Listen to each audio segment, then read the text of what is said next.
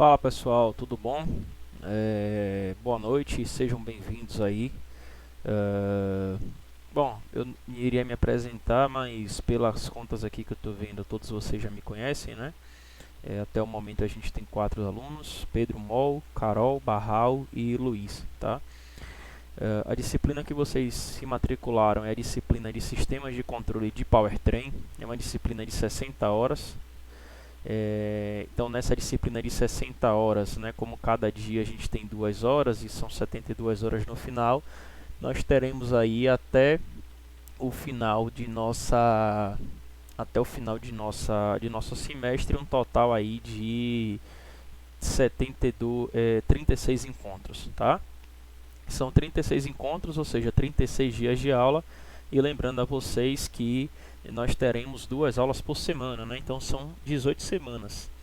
Nossas aulas estão marcadas para o dia de hoje, quarta-feira, segundo horário, das 8 às 10, né? Tirando o horário quebrado aí das 8. E às quintas-feiras, amanhã, das 6 às 8, né? 6 e meia às 8 e 20, tá certo? 8 e 10, aliás, né?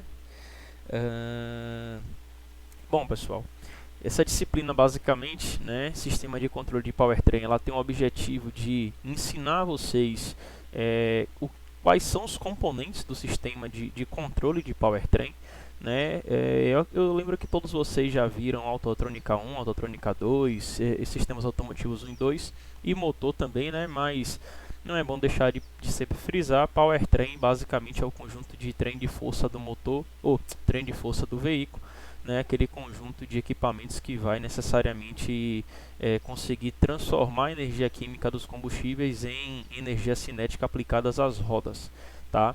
E aí o sistema de controle de powertrain ele faz menção aí a todos os sistemas eletrônicos embarcados que conseguem controlar de alguma forma o motor e a transmissão.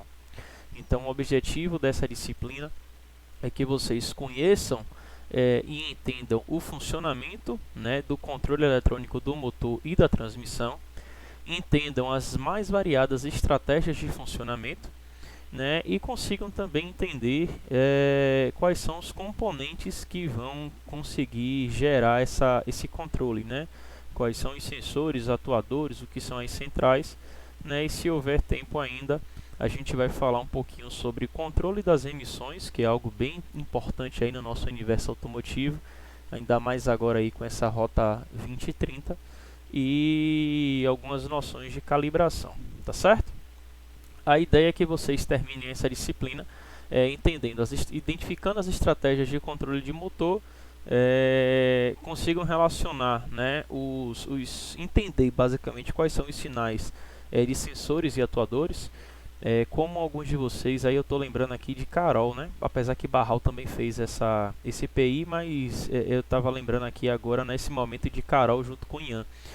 Então alguns de vocês já devem ter alguma experiência com relação a esses testes em sensores, né? Eu lembro que Carol e Ian Miguel, eles estavam numa época lá no dinamômetro tentando resolver um problemazinho daquele motor do 1.6 válvulas da Ford, mas a ideia é que até o final então do nosso curso vocês consigam entender aí os mais variados sinais, tá?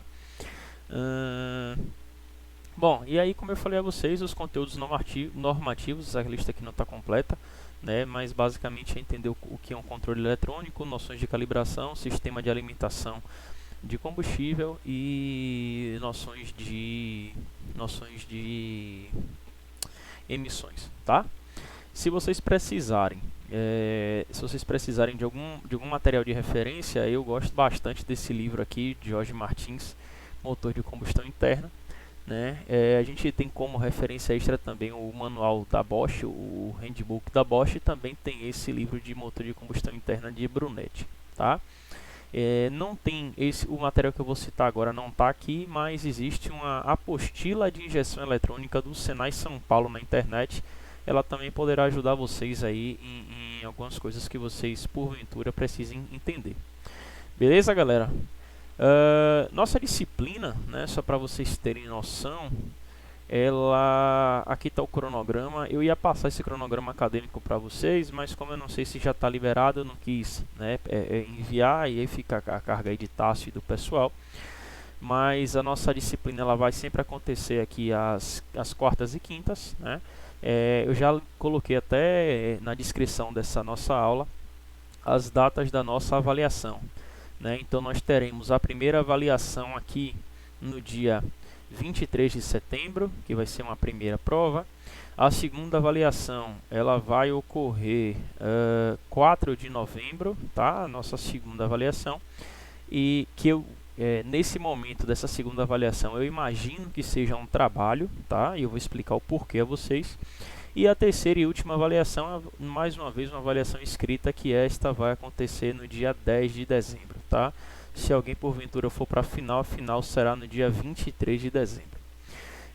Vocês quatro, pessoal, eu sei que eu espero estar certo quando essa lista chegar, né? Mas eu sei que Carol, Barral e Luiz, eles já finalizaram o PI, né? Então esses três pessoas aqui, elas não precisarão compor nota de IPI, né, ao final de nosso curso. E apenas Pedro Mol, que acredito que esteja no último PI, né, Pedro? Acho que você vai estar devendo o último PI aí. Então, bom, para aqueles que não têm PI, a ideia vai ser essa: a gente vai fazer uma prova, um trabalho em grupo. Essa prova, esse trabalho em grupo todos farão, tá? E por último a V3, que aí pode ser apenas uma prova, ou a gente vai ter o PI para aquele que estiver fazendo PI, tá certo? Esse trabalho em grupo, né, necessariamente vocês farão o trabalho todos juntos, né? A ideia é que eu estou ainda pensando aqui como é que isso vai ser feito, mas a ideia é que seja alguma apresentação envolvendo noções de calibração de motores, tá? Isso para ser apresentado aí em novembro. Aí durante o semestre a gente vai conversando, se vai ser, vocês vão enviar apenas um material, se a gente vai fazer uma live aqui e pelo Google Meet, né, uma reunião, e aí vocês apresentam, não sei, isso aí a gente vai ficando a critério. Uma outra coisa importante para a gente se situar é o seguinte: nessa disciplina, se a gente tivesse, né, lá no Cimatec, seria uma disciplina em que a gente faria aulas teóricas, né, nas quartas-feiras e aulas práticas nas quintas-feiras, né? A gente ia fazer isso ao longo de todo o semestre, né? Já é uma prática que a gente vem fazendo com a grande maioria das disciplinas. Porque é mais fácil você aprender na prática, né, do que necessariamente apenas na teoria. Porém, como todavia, entretanto, vocês já sabem que o Senai Cimatec ele está nesse momento, né, fechado para aulas em geral, e poucas aulas práticas estão ocorrendo lá, né? O aluno tem que tomar uma série de cuidados e tudo mais. Eu não sei se vale muito a pena eu estar expondo vocês a esse risco, né? Que ter que sair de casa, ir para o Senai, fazer teste, não sei o que. Além de ter essa questão dessa exposição, não está muito bem definido como é que essas aulas elas vão acontecer.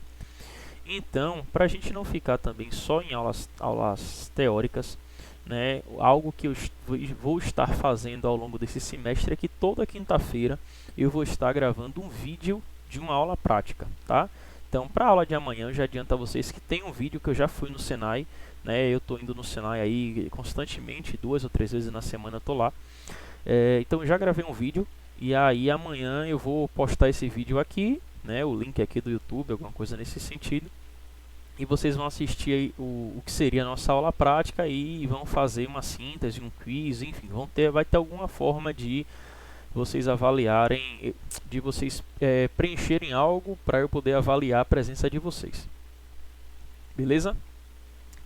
Deixa eu pensar se tem mais alguma coisa aqui que eu fiquei faltando de falar. Já falamos da prova, das datas, né? Quarta-feira sempre aula teórica, quinta-feira vai ter aula que eu estou chamando de prática demonstrativa. Galera, eu acho que é isso, tá? Se todos os quatro aí não fizerem mais PI, aí a gente faz uma prova lá no final. Para Pedro Mol, eu tô pretendendo, cara, se você for fazer PI esse semestre, né? Se Carol ou o Matheus também forem fazer, apesar que eu acho que vocês terminaram, dividir a nota de vocês, tá certo? Então, se vocês vão fazer PI, eu pegar e colocar o PI sendo a V3 para entrar como 100%, que é obrigatório, e na AV2 eu fazer 50% o relatório, ou 60% o relatório, não sei, 40% a última prova, né, para evitar que vocês abandonem aí a disciplina, tá? Mas enfim, isso é conversado, as provas são bem tranquilas. Eu acredito que as aulas também serão bem tranquilas, tá? Vocês têm meu número do WhatsApp e, enfim, qualquer coisa vocês conversam comigo, tá? Bom, apresentar então a disciplina, né? Vamos aqui para o nosso início de aula. Toda aula, pessoal, sempre vai ter uma atividade para ser feita ao final. A grande maioria das aulas eu vou sempre pedir uma síntese do que vocês viram na aula, né? Então, um pequeno parágrafo aí respondendo algumas perguntas do que foi visto durante a aula, tá? Em algumas outras, pode ser uma atividade para você ter que responder, enfim, no Word, no Excel, no PowerPoint. Em outras pode ser um quiz, mas necessariamente sempre vai ter uma atividade ao final, uma atividade simples ao final, para que vocês respondam, para eu poder monitorar se vocês estão de fato acessando o material, tá? Isso é um pedido... Isso é um pedido da própria pedagogia, beleza? Bom, meu e-mail é esse daqui, você já tem o nome da disciplina, então vamos nessa, né? Um pouquinho da história sobre o sistema de controle de powertrain.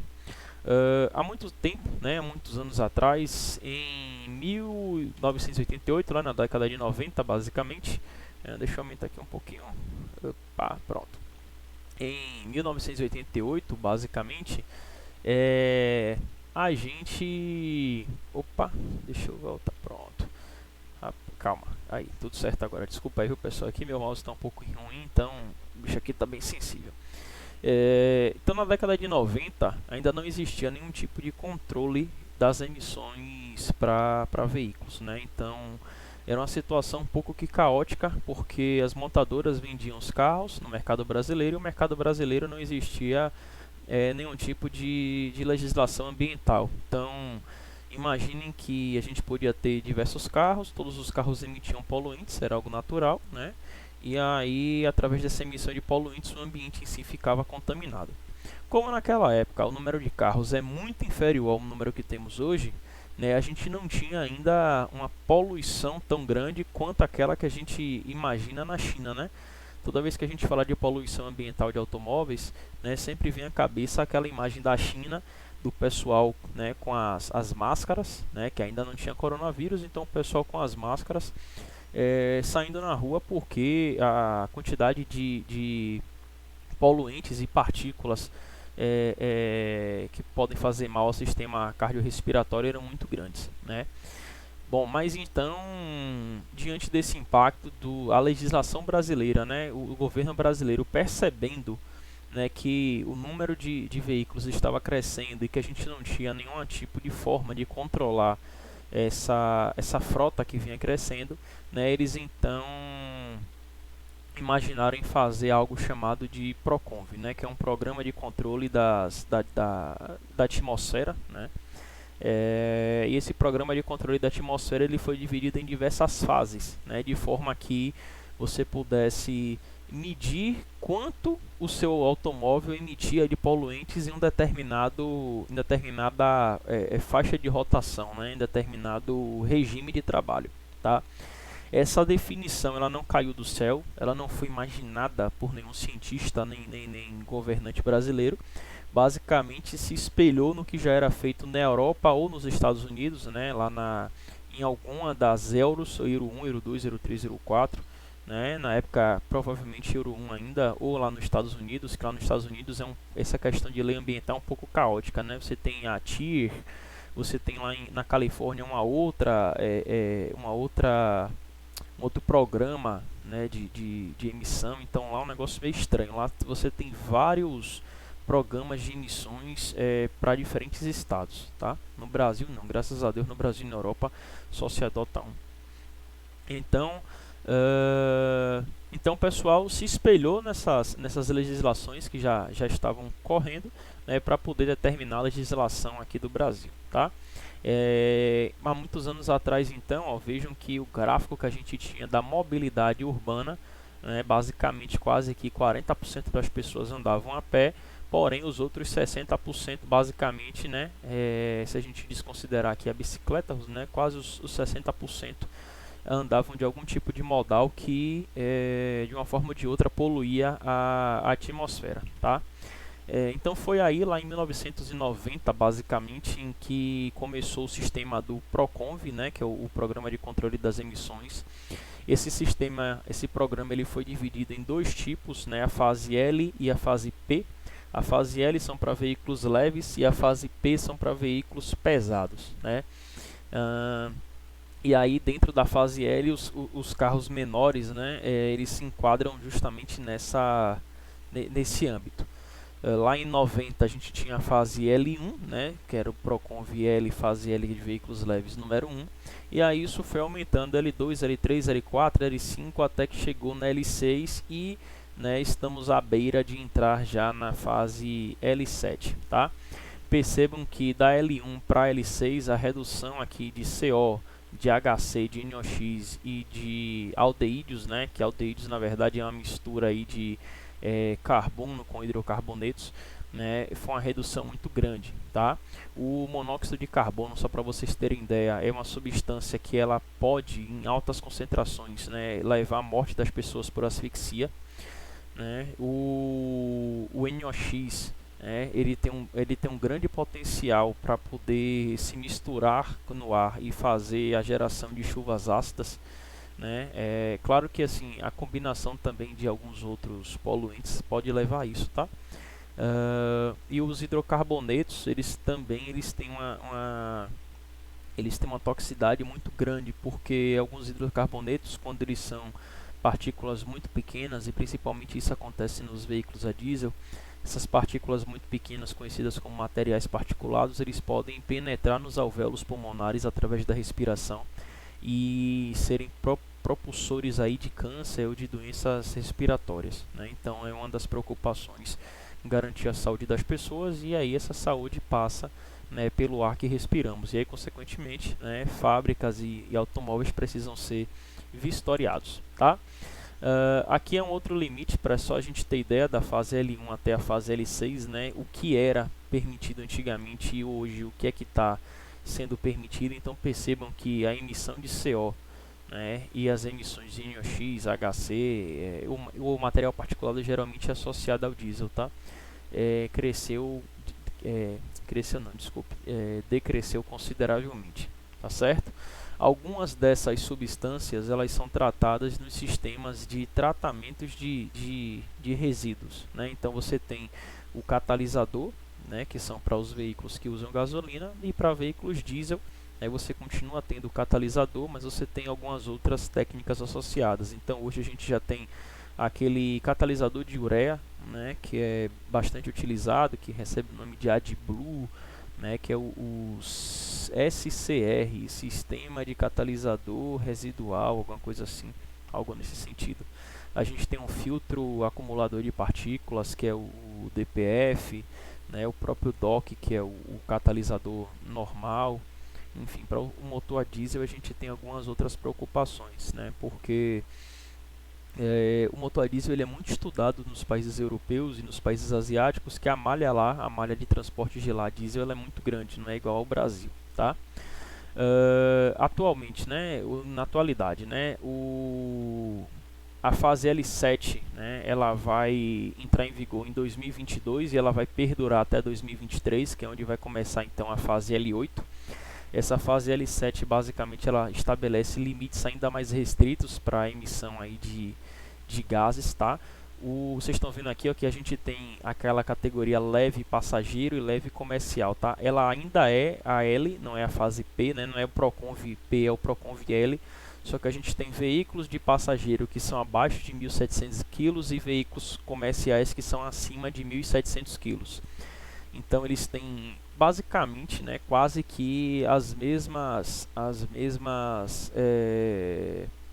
os mesmos limites de emissões. Então aqui tá tudo aqui que está branquinho, tá vendo? É o mesmo número de cima. Então ele vai ter 1000 miligramas por quilômetro de monóxido de carbono que podem ser emitidas, vão ser 15 miligramas por quilômetro de aldeídos. Aldeídos era aquele CHO, tá? Esse NH3 aqui eu não lembro a nomenclatura, mas ele precisa apenas declarar. Isso vai ser em algum momento vistoriado, né? Mas por enquanto, para fazer L7, creio que para fazer L8 apenas você vai declarar.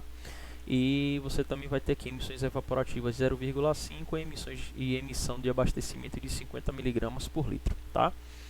Então essas aqui são as emissões aqui que são iguais tanto para o comercial quanto para o passageiro, beleza? A partir de 2025 será exigida a homologação para atendimento aos limites da fase L8, né? Essa fase prevê que os limites são restringidos a cada 2 anos, chegando aos limites finais a partir de 2031. Né? Então continuará a existir diferença no limite para a categoria, mas em 2031 haverá um único limite. É isso daqui que o cara está querendo dizer, ó. Lembrem aqui nesse gráfico que a gente tem leve passageiro e leve comercial com limites diferentes, né? Para NMOG e NOx, né? E para material particulado. Só que aí em 2031 a ideia é que todos os dois, né, tenham o mesmo limite a ser atendido, tanto para veículos, né, mais pesados quanto para veículos mais leves. Beleza? Bom, pessoal, eu ia falar um pouco da gasolina brasileira, mas o vídeo está se estendendo um pouco, eu vou preferir não comentar muito. Eu vou parar aqui agora, tem um videozinho para vocês assistirem do YouTube, né, que fala um pouquinho sobre o Proconv. Eu peço a vocês que ao final desse vídeo façam a síntese da aula de hoje, né? Vocês vão falar basicamente aí do que é o programa Proconv, né, e a fase L6, L7 e L8, tá? Então vocês fazem essa síntese do que é o Proconv L6 e a gente se vê amanhã então com a aula prática, tá certo, galera? Qualquer coisa manda um e-mail, né? Um abraço, é isso aí, tchau, tchau.